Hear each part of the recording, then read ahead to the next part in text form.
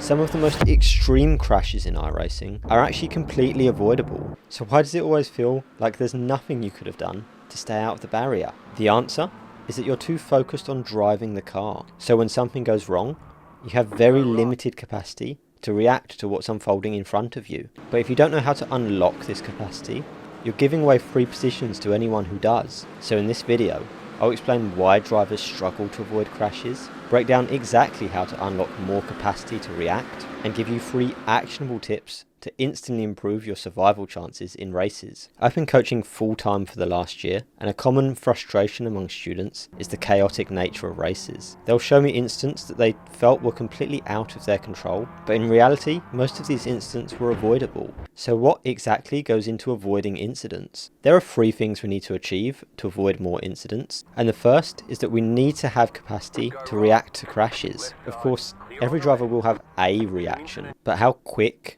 effective and safe that reaction is will depend heavily on how much effort it takes for you to do all of the other parts of racing. If you need all of your focus to drive the car, even when you're alone on track, then naturally you're going to be far less able to react to unexpected situations occurring in front of you during races. We will talk about what it takes to unlock more mental capacity specifically for racecraft later, but that isn't everything we need in order to avoid more incidents. Frustratingly, we also need repeated exposure to crashing, because even if it took 0 effort for you to drive the car around the track, there would still be plenty of incidents that just happen too quickly for you to be able to react to them. But if you only react to incidents, you're robbing yourself of more time to avoid crashing. How?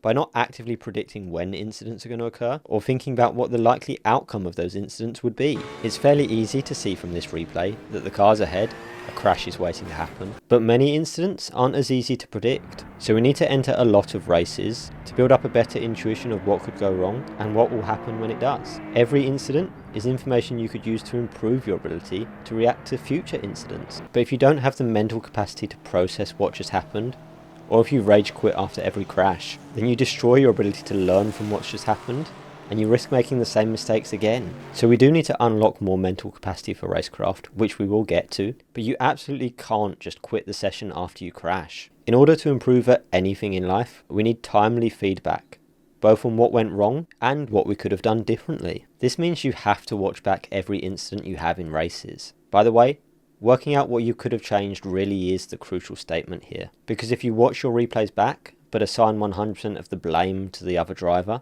you're denying yourself the opportunity to learn from the crash. So this is my first top tip. Watch back every incident you're involved in, but not just to see who's at fault, but to see what you could have done differently, even if you don't think you're the one at fault for the incident. But I said earlier that we need to free up as much mental capacity for racecraft as possible. So how do we do that? The answer is that we need to be comfortable with the track, the car, and with our ability to identify the limit. Becoming familiar with the car and track comes with time and experience. But crucially, the more easily you're able to identify the limit of grip of the car, the less that car's behaviours will surprise you, and the less conscious effort it will take to drive the car. That means you'll be able to devote more of your attention to predicting and preempting crashes. Because if your reaction to a crash causes you to overdrive a car without even realising it, say by reaching understeer, then your ability to avoid that crash goes down massively. So if you don't know for certain when you're on the limit of grip, this should be one of the biggest areas you focus on when improving your driving. Okay, so you've got comfortable identifying the limit of grip, you've raced 100 times in the last month, you've watched back every replay, and you've identified everything you could have done better in every single incident. What else is there to do? These actions alone will make you much more capable of avoiding incidents. But there are 2 more tips I want to share that will instantly improve your survival chances during the race. But first, if you want to make progress faster, you can get a free 7-day trial of my online course, iRacing Fundamentals, via the link in the description. The course covers everything I wish I knew when I started iRacing 2 years ago, and it will comfortably see you through to an iRating of over 2000. Which already would put you in the top 25% of iRacers. The first way to instantly improve your ability to survive during races is to increase the amount of time you have to react to incidents as they're unfolding.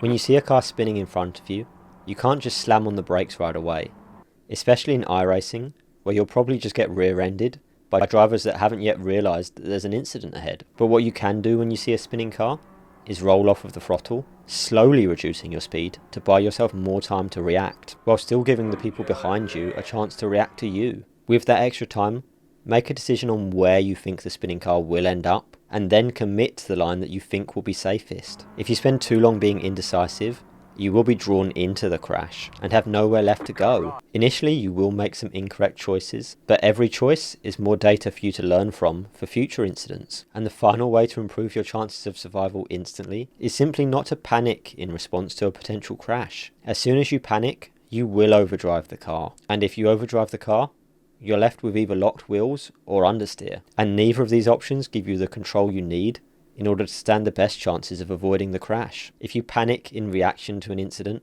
you're already destined to become part of that crash. Instead, try to remain calm and drive the car close to, but not over the limit of grip. This ensures you remain in full control of the car's path. Some incidents will still be unavoidable, but by staying calm and not overdriving, you will minimize the amount of unavoidable incidents.